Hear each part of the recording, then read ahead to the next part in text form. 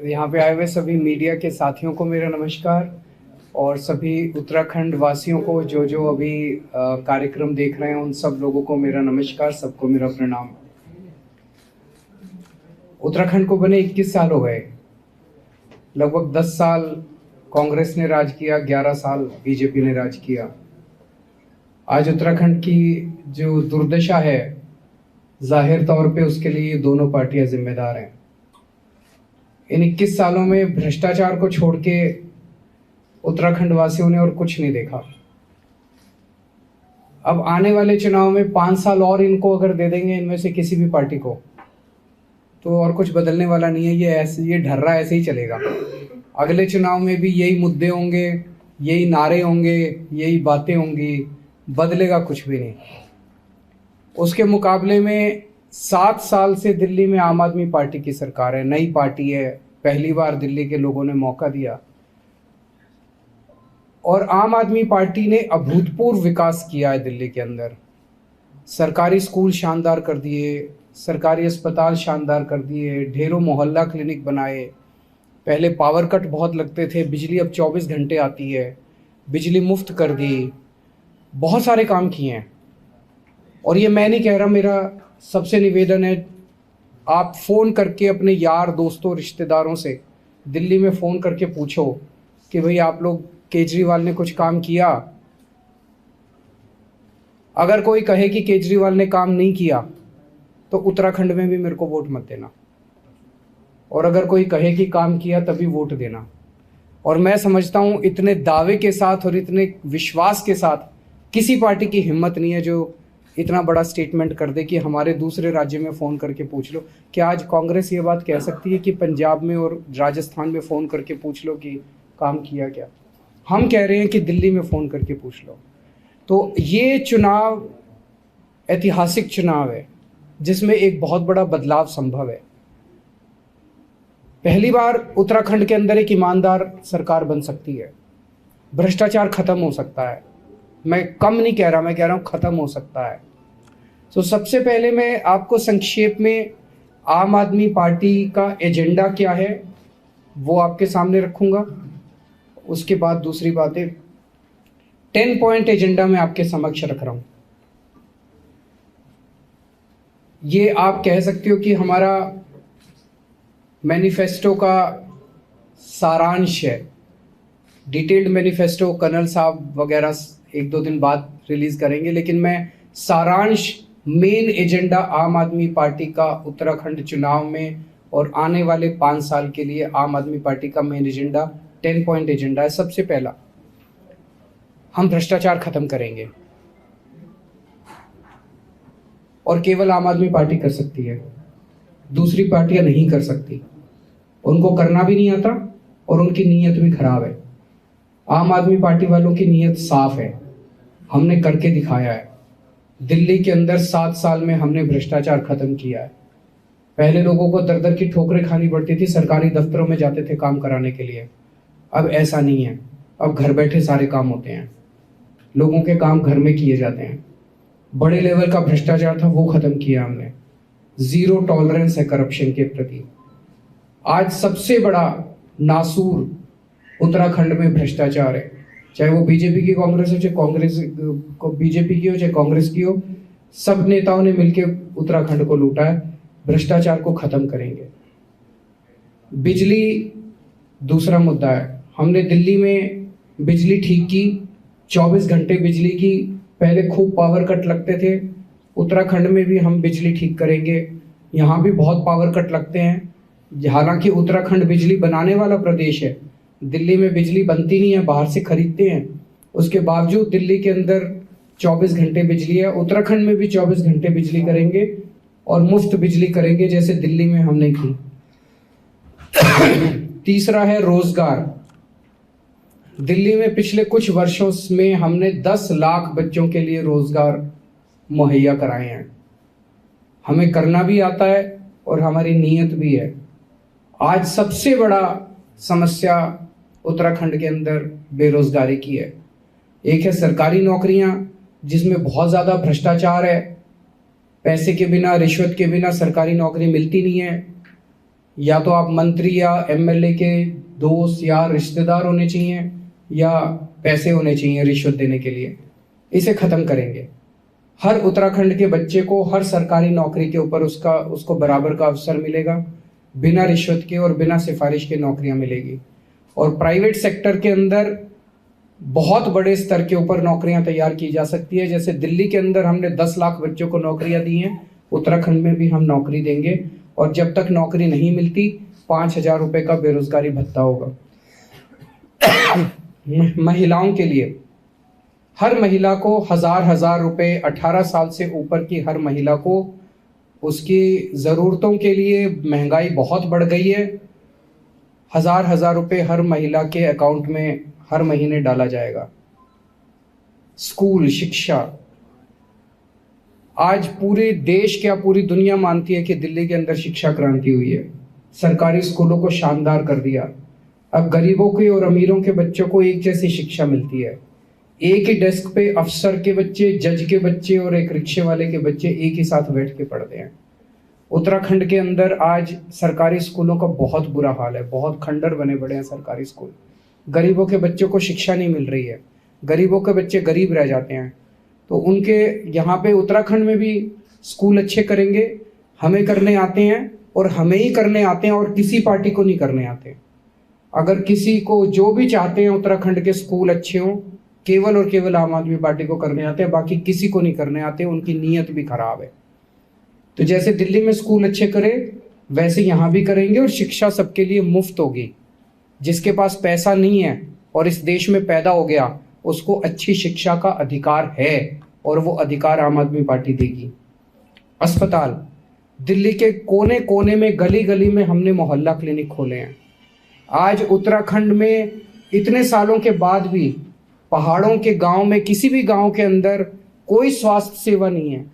वो डंडी कंडी का सिस्टम जिसमें 4 लोग अपने कंधे पे बिठा के और लोगों को दूर दूर तक चलना पड़ता है अस्पताल ले जाने के लिए, ये सिस्टम खत्म होगा। हर गांव के अंदर केवल और केवल मोहल्ला क्लिनिक का मॉडल है जो कि गांव-गांव के अंदर इम्प्लीमेंट किया जा सकता है, जिसके ज़रिए फ्री इलाज सबका मुहैया कराया जाएगा। दिल्ली के अंदर शानदार सरकारी अस्पताल बनाए हैं हमने। आज लोग अपोलो और मैक्स में नहीं जाते अमीर लोग, वो हमारे सरकारी अस्पतालों में आते हैं। अगर दिल्ली के 2 करोड़ लोगों में कोई बीमार हो जाए, अगर उसे बुखार हो और क्रोसिन चाहिए, वो भी फ्री है। और अगर उसे कैंसर हो जाए या कोई ट्रांसप्लांट कराना हो, वो भी फ्री है। 2 करोड़ लोगों का, हर व्यक्ति का पूरा इलाज मुफ्त हमने सुनिश्चित किया है। उत्तराखंड वासियों का भी हर व्यक्ति का इलाज, मुफ्त इलाज सुनिश्चित करेंगे। और अच्छा इलाज, मुफ्त का मतलब ये नहीं खराब होगा। सड़कें ठीक करेंगे। आज जगह जगह सड़कें टूटी पड़ी हैं और सड़कों के अंदर इतना भ्रष्टाचार है। मैं देखता हूँ सोशल मीडिया के अंदर लोग गांव-गांव के अंदर, ये सड़क 10 दिन पहले बनी जी और आज टूट गई। क्यों टूट गई? उस ठेकेदार ने कौन से मंत्री को पैसे दिए, किस एमएलए को पैसे दिए, किस अफसर को पैसे दिए? सड़कें बनती है, टूट क्यों जाती है? ये बंद करेंगे। सड़कें बनवाएंगे भी और सड़कों की गारंटी सुनिश्चित करेंगे। हमने गारंटी दी थी तीर्थ यात्रा की। हर उत्तराखंड वासी को अयोध्या जी के दर्शन करवाएंगे। जो हमारे दूसरे लोग हैं, उनको, मुस्लिम धर्म के लोग हैं, उनको अजमेर शरीफ के हम दर्शन कराएंगे। दिल्ली के अंदर हमारी मुख्यमंत्री तीर्थ यात्रा योजना है, जिसके तहत बहुत सारे लोग, अभी तक लगभग 40,000 लोग अलग अलग स्थानों के तीर्थ यात्रा करके आ चुके हैं। जब वो वापस लौटते हैं, उनके चेहरे की खुशी आप लोगों को देखनी चाहिए, इतने खुश होते हैं। हमने कहा कि हम उत्तराखंड को हिंदुओं की अंतर्राष्ट्रीय आध्यात्मिक राजधानी बनाएंगे। इससे पूरे दुनिया के अंदर बहुत सारे लोग, यहाँ पे टूरिज्म जो है वो बहुत बड़े स्तर के ऊपर बढ़ेगा और इससे हमें उम्मीद है कि हज़ारों बच्चों को रोजगार मिलेगा। हमारे जो रिटायर्ड सैनिक हैं, उन रिटायर्ड सैनिकों को 34 साल की उम्र में फौज से रिटायर हो जाते हैं और उसके बाद फिर वो कभी कोई सिक्योरिटी एजेंसी में नौकरी ढूंढ रहा है, कोई कहीं नौकरी ढूंढ रहा है। क्यों भाई? 17 साल जब वो फौज में रहते हैं, उनको इतना एक्सपीरियंस होता है। मैं कर्नल साहब से डिस्कस कर रहा था, उनको मेडिकल का भी एक्सपीरियंस होता है, इंजीनियरिंग का भी एक्सपीरियंस होता है, उनको तरह तरह का। वो फौज से निकलने के बाद देश के प्रति लॉयल होते हैं, अनुशासित होते हैं, डिसिप्लिन्ड होते हैं, मेहनती होते हैं। इतना बड़ा रिसोर्स देश का खराब होता है। तो हमने तय किया है उन लोगों को सरकारी नौकरी, सबको जो भी रिटायर होकर आते हैं उत्तराखंड वासी, उनको सरकारी नौकरी दी जाएगी। और ये सरकार उन पे एहसान नहीं कर रही है। हमें लगता है ये सरकार का बहुत बड़ा एसेट है जो खराब हो रहा है। उनको उत्तराखंड के नवनिर्माण में इस्तेमाल करेंगे। और दिल्ली में जैसे हमने किया, दिल्ली में हम, दिल्ली के रहने वाला कोई भी सैनिक अगर बॉर्डर पे शहीद होता है, या दिल्ली पुलिस का कोई भी जवान अगर शहीद होता है ऑपरेशन में, उसको 1 करोड़ रुपए की सम्मान राशि दी जाती है। उत्तराखंड का भी रहने वाला कोई भी सैनिक अगर शहीद होता है तो उनको भी हम, फौजी या पुलिस वाला ऑपरेशन में शहीद होता है तो उनको भी हम 1-1 करोड़ की वो देंगे। एक मेरे से रह गया था, तीर्थ यात्रा में मैंने अयोध्या बोला, मैंने अजमेर शरीफ बोला। हमारे सिख धर्म के लोगों के लिए दिल्ली में भी हमने किया, करतारपुर साहब भी हम उनको दर्शन कराने ले जाएंगे। और रिटायर्ड सैनिक जब मैं बोल रहा हूँ, इसमें पैरामिलिट्री फोर्सेस भी आती हैं, इसमें उत्तराखंड पुलिस के जवान भी आते हैं, वो सब आते हैं। ये मोटे मोटे तौर पे मैंने 10-11 पॉइंट बताए हैं।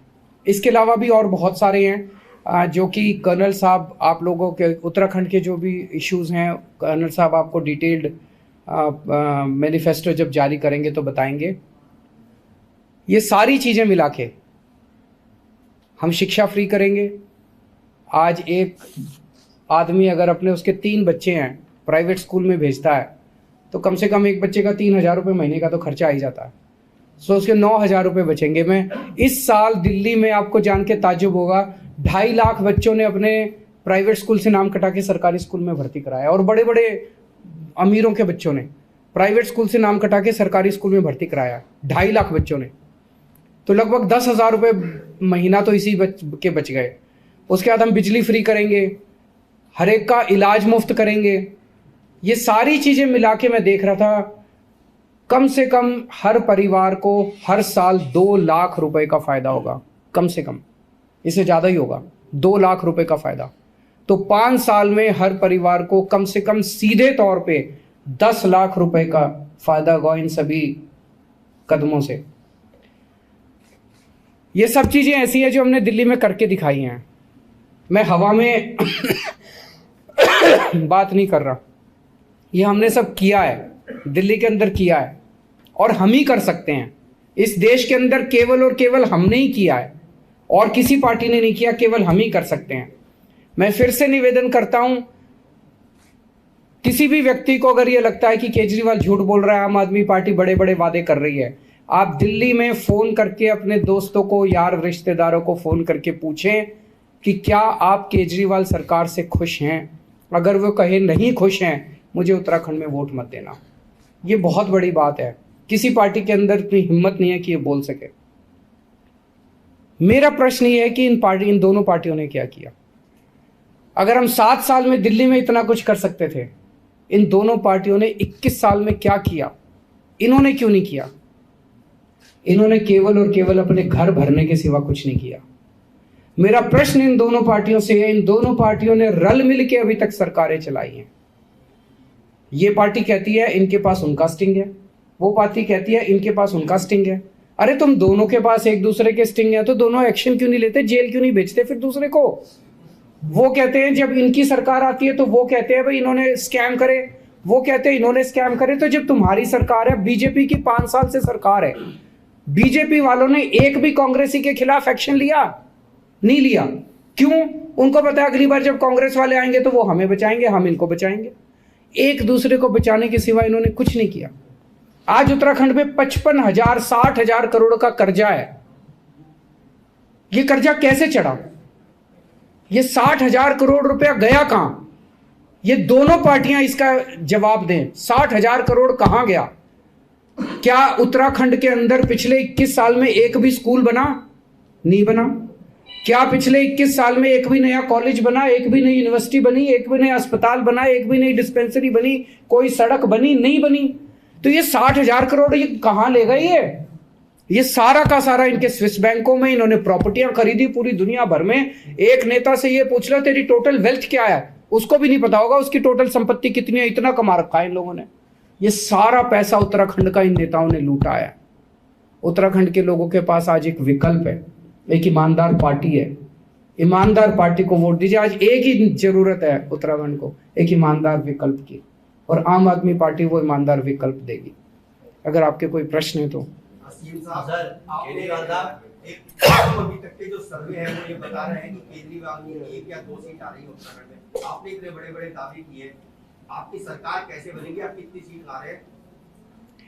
जब हमारी दिल्ली में पहला चुनाव हम लड़े थे, नई नई पार्टी बनाई थी और पहला चुनाव लड़े थे, तो ये एक समस्या होती है, सर्वे कोई भी नई पार्टी को ठीक से एस्टिमेट नहीं कर पाते।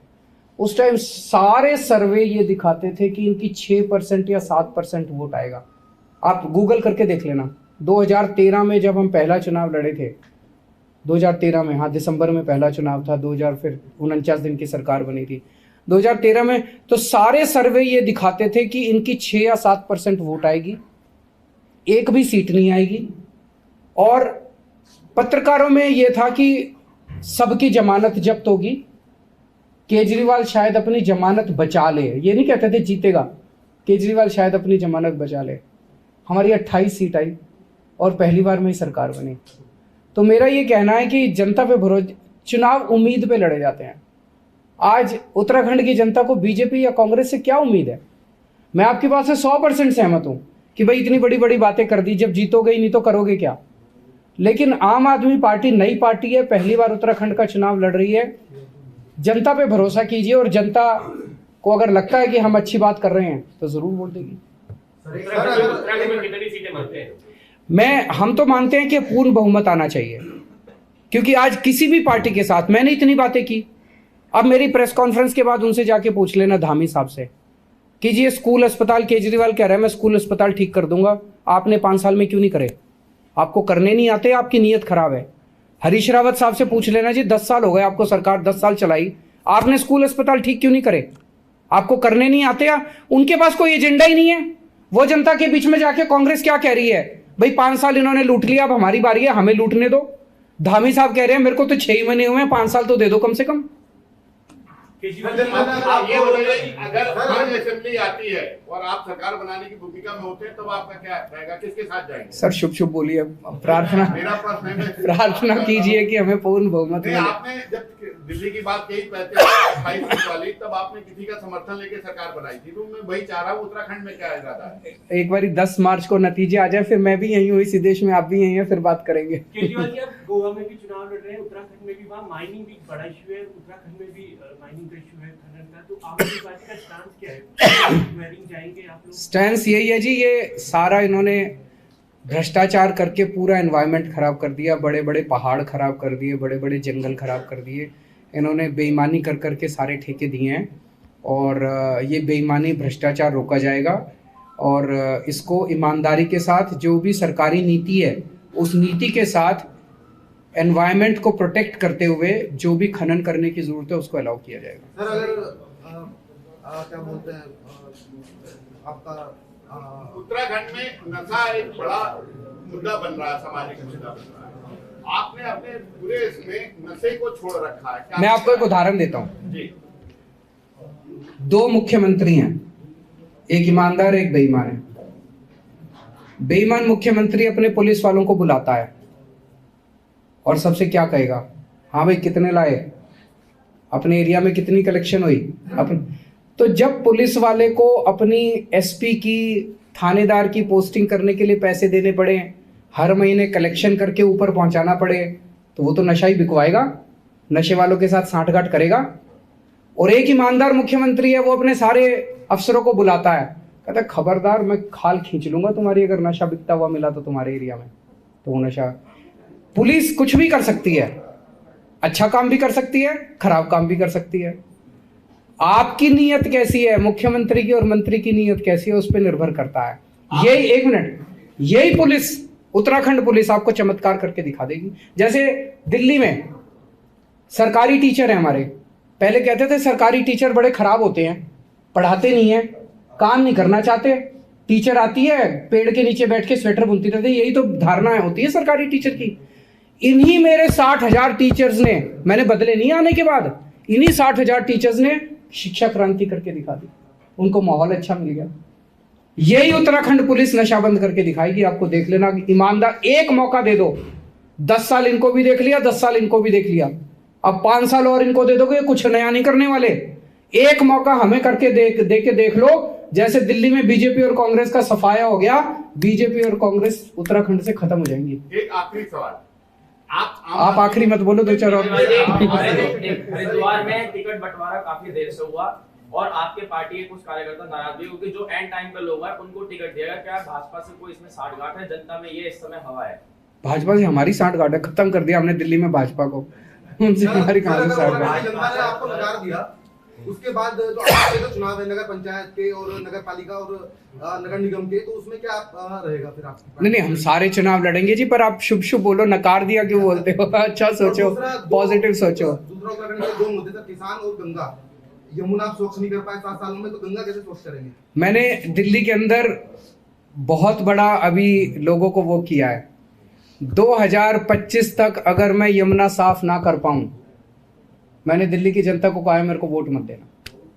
सर एक क्वेश्चन, 60,000 करोड़ का कर्ज है उत्तराखंड पर, क्या प्लान ऑफ एक्शन है कि ताकि वो कर्ज मुक्त हो जाए? देखो जी, दिल्ली पे भी जब हमने सरकार बनाई थी, कर्जा भी बहुत चढ़ा हुआ था और हर साल घाटे का बजट आता था। अब दिल्ली का सारा कर्जा हमने साफ कर दिया और दिल्ली में फायदे का बजट आता है। 22,000 करोड़ का बजट था पहला बजट जो मैंने प्रेजेंट किया, 5 साल में इसको बढ़ा के 70,000 करोड़ कर दिया। हम उत्तराखंड में ईमानदार सरकार बनेगी, अच्छी नीयत की सरकार बनेगी, घाटा, पुराना कर्जा भी खत्म हो जाएगा, घाटा भी खत्म हो जाएगा। और मैं आपको यकीन दिलाता हूं, मैं दिल्ली में तो 3 गुना कर दिया, यहां कम से कम ये डबल हो सकता है। इतने सोर्सेज ऑफ रेवेन्यू है। आज 55,000 करोड़ का बजट है, ये कम से कम 1 लाख करोड़ क्रॉस कर सकता है 5 साल में। बहुत सारे वादे किए, भौगोलिक स्थिति, यहाँ की स्थिति, वहाँ की स्थिति बहुत फर्क है, ये कैसे लागू करेंगे? यहाँ का क्या एक्शन प्लान आपका?